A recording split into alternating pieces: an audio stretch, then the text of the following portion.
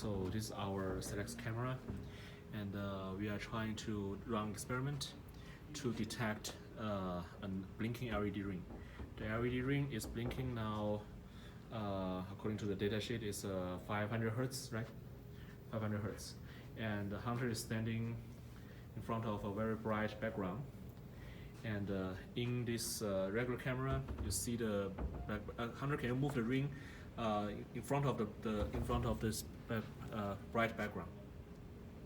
Just to your Move it to your left. To your sorry to your right. Move the ring to your right. So yeah. Okay. So now in the regular camera, regular image, you cannot see the ring, but in the binary temporal difference, you can see it.